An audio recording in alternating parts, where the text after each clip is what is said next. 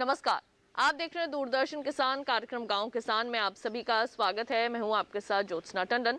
गांव किसान एक ऐसा कार्यक्रम है जिसमें हम आपको खेती किसानी और पशुपालन से संबंधित तमाम जानकारियां देते हैं, साथ ही आपकी मुलाकात करवाते हैं एक ऐसे कामयाब किसान से जो कि आज दूसरे किसानों के लिए मिसाल बन चुके हैं।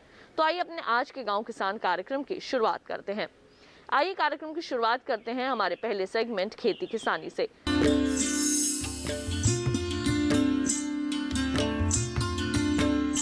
हमारे देश की कृषि अब मुस्कुरा रही है, ऐसा हम नहीं कह रहे बल्कि ये आंकड़े बयां कर रहे हैं। हाल ही में सरकार ने मुख्य फसलों के लिए वर्ष 2021-22 का दूसरा अग्रिम अनुमान जारी किया है। आइए डालते हैं एक नजर। खेती में इस्तेमाल हो रही नई तकनीकों और अनुसंधानों का नतीजा है कि हम खाद्यान्न उत्पादन में लगातार इजाफा दर्ज कर रहे हैं। हाल ही में कृषि एवं किसान कल्याण मंत्रालय द्वारा 2021-22 के लिए मुख्य फसलों के उत्पादन के दूसरे अग्रिम अनुमान जारी कर दिए गए हैं। प्राप्त आंकड़ों के अनुसार देश में 316.06 मिलियन टन रिकॉर्ड खाद्यान्न उत्पादन हुआ है। इस पर केंद्रीय कृषि एवं किसान कल्याण मंत्री नरेंद्र सिंह तोमर ने कहा है कि देश में खाद्यान्न उत्पादन का लगातार नया रिकॉर्ड बन रहा है, जो किसान भाइयों बहनों की कड़ी मेहनत, वैज्ञानिकों की कुशल अनुसंधान और सरकार की किसान हितैषी नीतियों का परिणाम है। तो आइए नजर डाल लेते हैं दूसरे अग्रिम अनुमान में मुख्य फसलों के अनुमानित उत्पादन पर।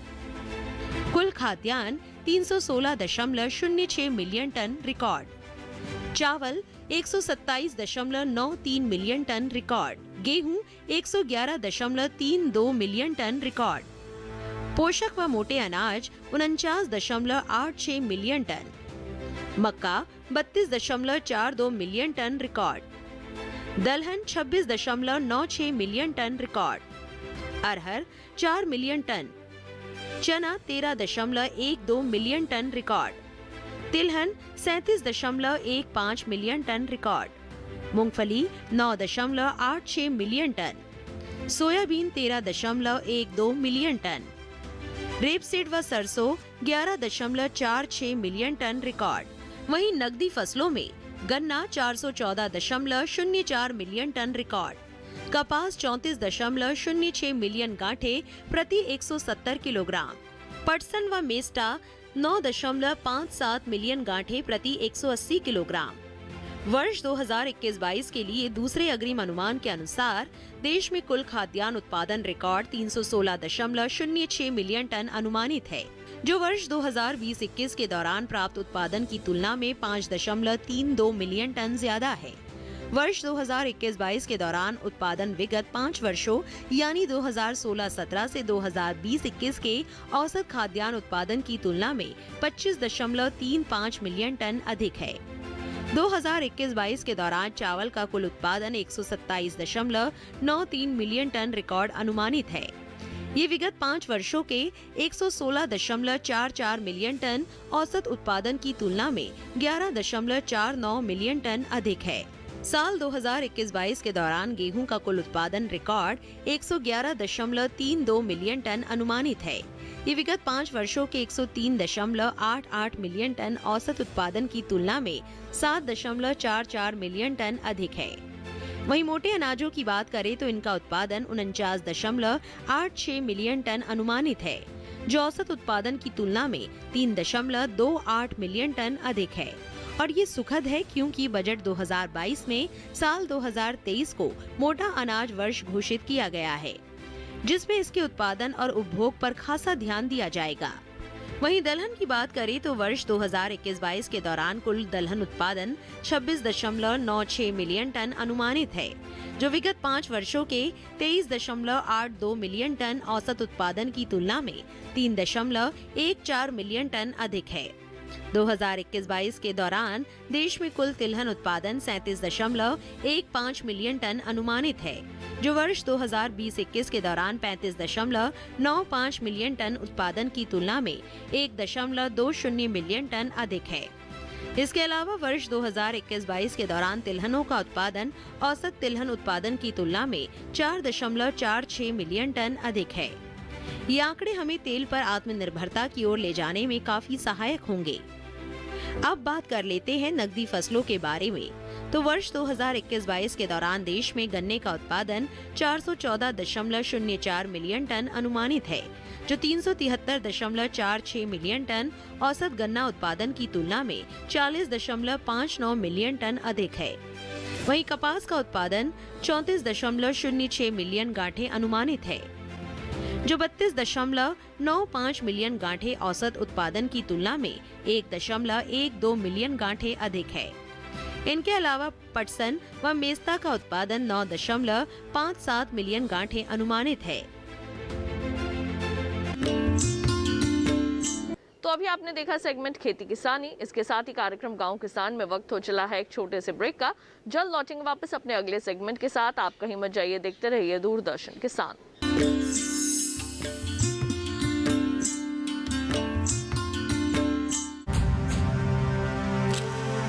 भारत की पोलियो से जीत की कहानी बड़े बड़े शब्दों में लिखी जाएगी, पर इस जीती हुई लड़ाई को कायम रखने के लिए हमें अपने प्रयासों को जारी रखना होगा जब तक दुनिया से पोलियो का खतरा पूर्ण रूप से टल न जाए। खतरा है बरकरार, इसीलिए पोलियो की खुराक पिलाना है हर बार। 2 बूंद हर बार, पोलियो पर जीत रहे बरकरार।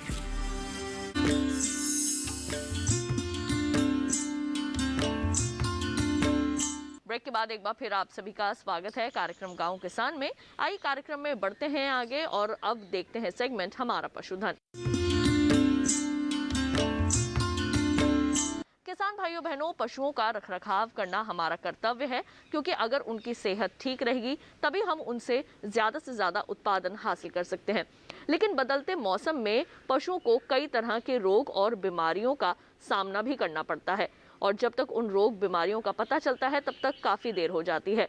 तो बदलते मौसम में कौन कौन से रोग और बीमारियां हमारे पशुओं को लग सकते हैं, आइए उनके बारे में तमाम जानकारी हासिल करें।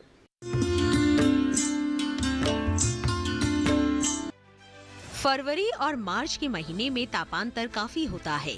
दिन गर्म होते हैं तो रात अब भी सर्द। तापमान में हो रही घटत बढ़त पशु के शरीर को प्रभावित करती है। ऐसे में पशुपालकों को चाहिए कि वो अपने पशुओं का आहार और आवास प्रबंधन सही रखें, क्योंकि इस समय ही पशु को रोग या बीमारी होने की आशंकाएं ज्यादा रहती है। सर्दी का असर कम होने पर पशुओं में संक्रमण का खतरा भी बढ़ जाता है। इस समय मच्छर, मक्खी, कीड़े आदि बहुत तेजी के साथ पनपते हैं, जिनसे एनाप्लाज्मोस, थाइलेरियोसिस जैसे रोग फैलने की आशंका रहती है। इसके उपचार के लिए लवण मिश्रित दाना देना चाहिए और किन बातों का ध्यान रखना चाहिए, इस विषय पर विशेषज्ञ से बात की हमारी संवाददाता सुनैना सरकार ने। दूरदर्शन किसान में आप सभी का स्वागत है। मैं हूं आपके साथ सुनैना सरकार। किसान भाइयों बहनों, जैसा कि आप जानते हैं, मौसम में परिवर्तन आ रहा है और सर्दियां जाने वाली हैं। तो ऐसे में हमें हमारे दुधारू पशुओं में किन चीज़ों का ख्याल रखना चाहिए, इन बातों पे चर्चा करने के लिए हमारे साथ मौजूद हैं पशु चिकित्सक डॉक्टर अधिराज मिश्रा। सर, फरवरी का महीना चल रहा है। इस महीने में ना ज़्यादा सर्दी होती है ना गर्मी होती है। सूरज जैसे ही उगता है तो तापमान गर्म हो जाता है, सूरज ढलने के बाद तापमान ठंडा हो जाता है। तो ऐसे में हमारे दुधारू पशुओं में कौन कौन सी बीमारियां होने की संभावनाएं बढ़ जाती हैं और उनसे कैसे बचा जाए? आपने बहुत अच्छा, ये समय क्या होता है ना, यह आपका सर्दी नहीं होता है, गर्मी भी नहीं होता है। हमें जैसे कुछ प्रॉब्लम आ सकते हैं, पशुओं में भी प्रॉब्लम्स आते हैं, तो उसकी वजह से क्या करना पड़ता है, वो ठीक से उनका जो पोषण होता है वो ठीक से सही मात्रा में भी नहीं होता है। कभी कभी तो ठीक से खाना नहीं खाते हैं, और कभी कभी ये देखते हैं कि ये सीज़न जो होते हैं वायरल डिजीज़ के लिए ये एक सीज़न हो जाता है, जैसे कि खुरपका मुंहपका रोग है तो इसी सीज़न में आ सकते हैं।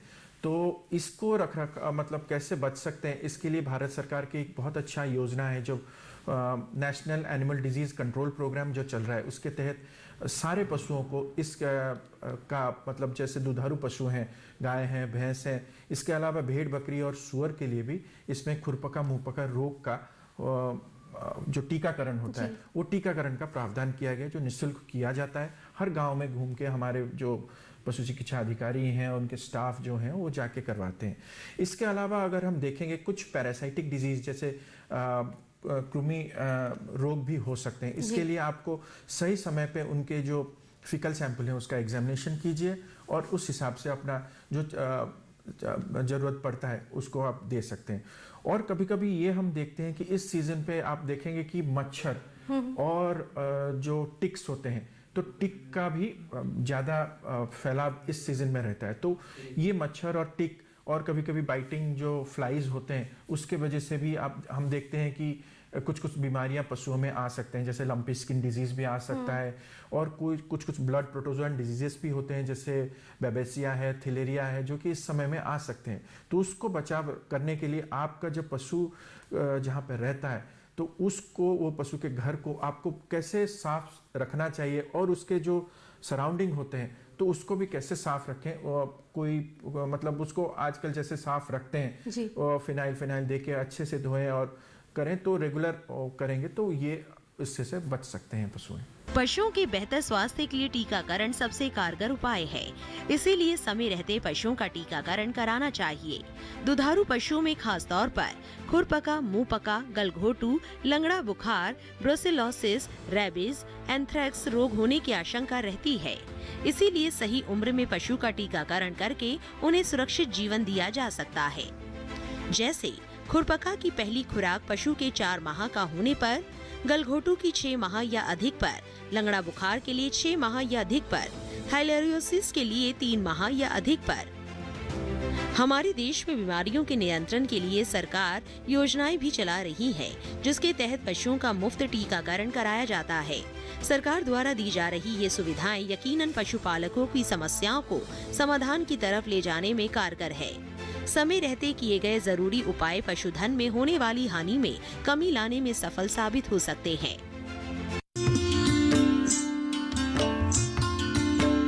आइए कार्यक्रम गांव किसान में बढ़ते हैं आगे और अब एक नजर डाल लेते हैं इस माह के पशुपालक कैलेंडर पर। पशुओं को ठंड से बचाने के लिए जूट की चादरों या कंबल से शरीर को ढकने का इंतजाम करें। पशुओं को दिन में धूप में रखें और रात में भी गर्म जगह पर रखने की व्यवस्था करें। कुक्कुट को ठंड से बचाने के लिए हीटर का उपयोग करें। पशु आवास और मुर्गी फार्म की सफाई नियमित रूप से करें और मुर्गियों के बेडिंग को धूप दिखाएं। इस माह में ब्याने वाले पशुओं का विशेष ध्यान रखें। उनका शरीर गर्म रखने की व्यवस्था करें। साथ ही उचित मात्रा में प्रोटीन, कार्बोहाइड्रेट, मिनरल्स, विटामिन से भरपूर आहार दें। नवजात गाय, भैंस या भेड़ बकरियों को अंतः परजीवी नाशक दवाएं पशु चिकित्सक की सलाह से नियमित रूप से दें। उन्हें ठंड से बचाएं, साथ ही विटामिन की उचित मात्रा दें। दुधारू पशुओं को थनैला रोग से बचाने के लिए पूरा दूध मुट्ठी बांध कर निकालें। बरसीम और जई की सिंचाई क्रमशः 12 से 14 व 18 से 20 दिनों के अंतराल पर करें। पशुपालक अपने भेड़ और बकरी में पीपीआर का टीकाकरण करवाएं।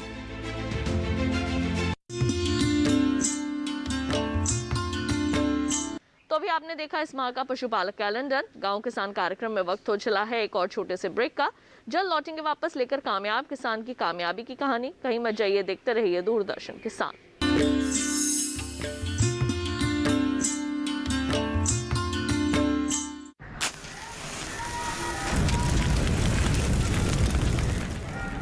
बीड़ी सिगरेट का हर कश आपको नुकसान पहुंचाता है। ये आपके दिल तक खून ले जाने वाली मुख्य नस है। धूम्रपान से इसमें चिपचिपापन आ जाती है, जिससे इसमें जहरीले पदार्थ भर जाते हैं। इतना एक धूम्रपान करने वाले की नसों में पाया गया है। उम्र 32 वर्ष। बीड़ी सिगरेट का हर कश आपके लिए नुकसानदायक है।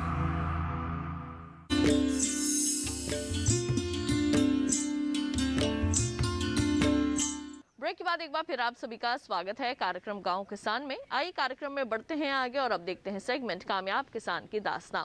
हमारे देश का युवा किसान अब धीरे धीरे खेती किसानी के क्षेत्र में आगे बढ़ रहा है, अपने नए नए विचार प्रकट कर रहा है और वहीं दूसरी ओर आधुनिक खेती को अपनाने में अपना रुझान दिखा रहा है।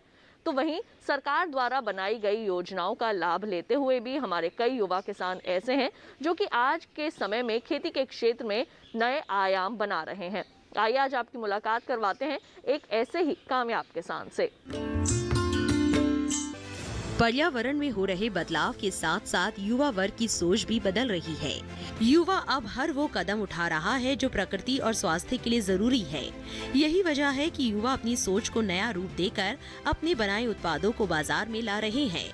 आज हम आपको ऐसे ही 2 युवा उद्यमियों से ही मिलवाएंगे जो बेहतर स्वास्थ्य के लिए सकारात्मक पहल कर रहे हैं। हरजोत की रुचि घर के बने उत्पादों में थी। छोटे रूप में वो घर में कुकीज और अन्य उत्पाद बनाया करती थी। अपने इसी शौक को व्यावसायिक रूप देने के लिए उन्होंने PAU से प्रशिक्षण लिया। वो बताती हैं कि पहले उनके 20 से 100 ग्राहक ही थे, लेकिन प्रशिक्षण के दौरान उन्हें मार्केटिंग के तरीके भी सिखाए गए। इन तरीकों से हरजोत को अपने उत्पाद को विस्तार देने में मदद मिली। आज हरजोत के करीब 1000 ग्राहक है जो उनके उत्पाद ले रहे हैं। वो बताती है कि PAU से उन्हें करीब 16 लाख की ग्रांट भी मिली, जिससे उन्हें अपने व्यवसाय को बढ़ाने में काफी सहायता मिली। क्या है उनकी आगे की रणनीति, जानते हैं उन्हीं से। मैंने पहले अपने प्रोडक्ट्स घर से बनाने शुरू किए। घर से मैंने अपनी डॉटर के लिए स्टार्ट किया था। उसके बाद मेरे को लगा कि ये जो प्रोडक्ट्स हैं जो हम मार्केट से ले रहे हैं ये केमिकल और फुल ऑफ प्रिजर्वेटिव्स हैं, तो मेरे को लगा कि आजकल जो नीड है वो विदाउट प्रिजर्वेटिव्स की है। तो उसके लिए मैंने ट्रेनिंग्स यहाँ पंजाब एग्रीकल्चर यूनिवर्सिटी से ली। उसके बाद मेरे को पता चला कि यहाँ पे RKVY रफ्तार प्रोग्राम है, स्किल डेवलपमेंट सेंटर में है, जिसके लिए मैंने अप्लाई किया और वहाँ पे मेरी सिलेक्शन हो गई।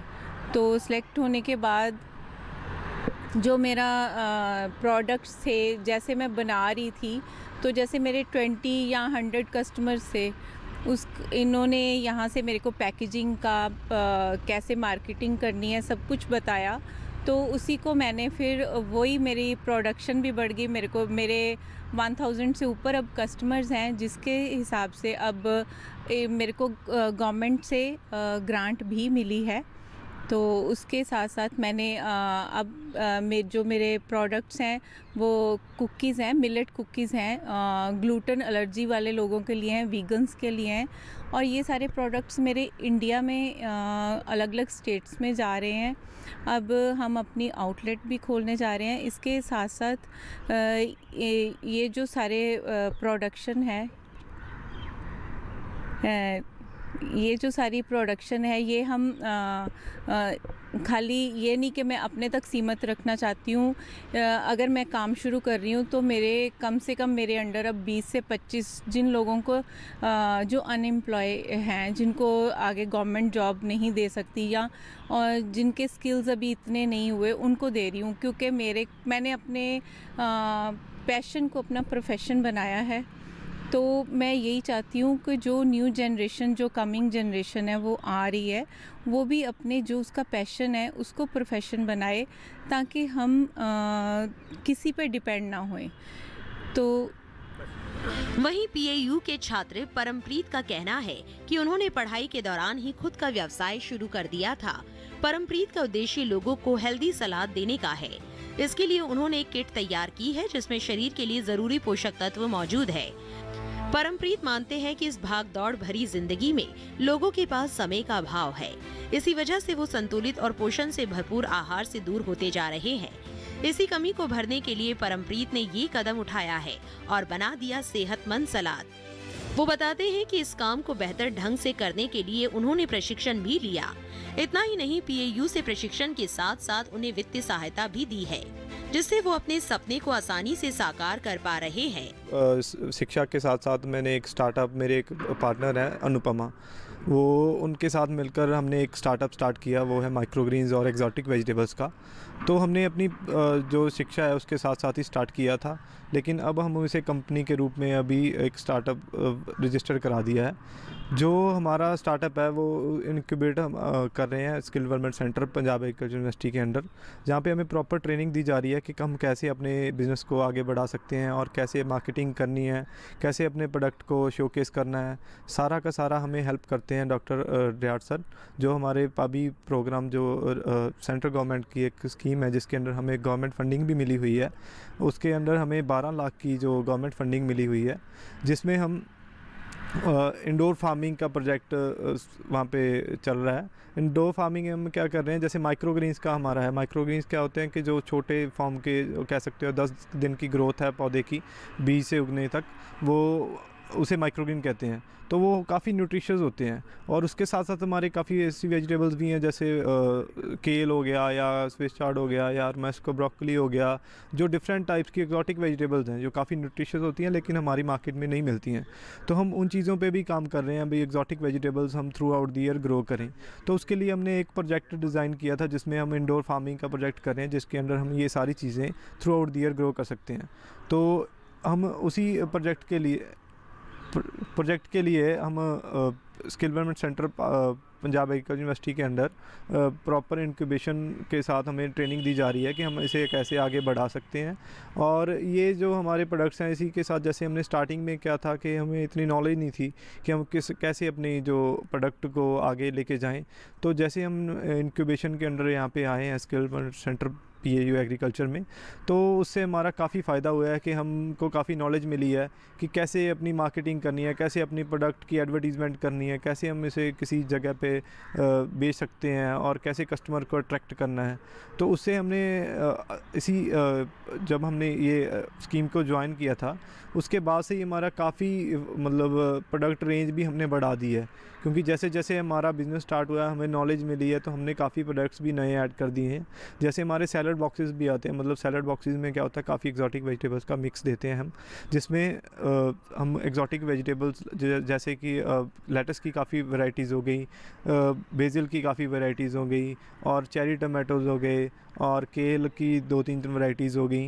ये सारी की सारी हम एक सैलड मिक्स किट देते हैं जिसे कोई कस्टमर अपने घर पे सैलड बना के अच्छे से खा सकते हैं। जैसे अभी कोविड की सिचुएशन चल रही है, तो कोविड में हमारे क्या कि हमें इम्यूनिटी के लिए कुछ चाहिए, तो ये सारी चीज़ें जो इम्यूनिटी के लिए काफ़ी अच्छी हैं, जिनमें विटामिन C, मिनरल्स, ये सारी चीज़ें काफ़ी अच्छी होती हैं। मतलब अगर हम इनको डाइट में अच्छे से यूज़ करते हैं तो हमें दूसरी जैसे मेडिसिन के ऊपर निर्भर करने की ज़रूरत नहीं है। तो हमें अगर इनको जैसे माइक्रोग्रीन्स अगर 50 ग्राम डेली लेते हैं, तो उससे क्या है कि हमारी जो बॉडी का जितना भी मतलब न्यूट्रिशन नीड चाहिए हमें, वो पूरी की पूरी हमें मिलती है। तो अगर कोई भी आदमी इसको अपनी डाइट में लेगा, तो उसमें क्या है कि उससे जो बीमारियां जैसे कैंसर जैसी बीमारियां हैं उसकी रोकथाम होती है, क्योंकि इसमें काफ़ी पॉलीफेनॉल्स, ऐसी ज़ैंथोबिल्स लाइक ये सारी चीज़ें होती हैं जो हमारे बॉडी की इम्यूनिटी बढ़ाते हैं और इन चीज़ों को रोकते हैं। और कोई भी ऐसे अगर और कोई बीमारी होगी जैसे लेज़ीनेस हमारे में आ जाती है, क्योंकि वो लेज़ीनेस आती है किस वजह से, हमारी न्यूट्रिशन नीड नहीं पूरी है, मतलब हिडन हंगर है हमारे अंदर। समय बदल रहा है, लोगों की सोच बदल रही है। यही वजह है कि युवा वर्ग नौकरी पेशा होने के बजाय खुद का व्यवसाय शुरू करने में ज्यादा रुचि ले रहे हैं। इससे वो और भी लोगों को अपने साथ जोड़कर बेरोजगारी को कम कर देश विकास में अपनी भूमिका निभा रहे हैं। तो अभी आपने देखा सेगमेंट कामयाब किसान की दास्तां। इसके साथ ही हम उम्मीद करेंगे कि हमारे आज के कार्यक्रम में दी गई जानकारियां आप सभी के जरूर काम आएंगी। अगर आप हमारे इस कार्यक्रम को दोबारा देखना चाहते हैं तो टीवी स्क्रीन पर दिखाए जा रहे QR कोड को स्कैन कीजिए, या फिर दूरदर्शन किसान के YouTube चैनल पर भी जाकर आप आसानी से हमारे इस कार्यक्रम को देख सकते हैं। तो आज के लिए केवल इतना ही, मुझे दीजिए इजाजत। वर्तमान महामारी के बीच रखिए अपना ख्याल और देखते रहिए दूरदर्शन किसान। नमस्कार।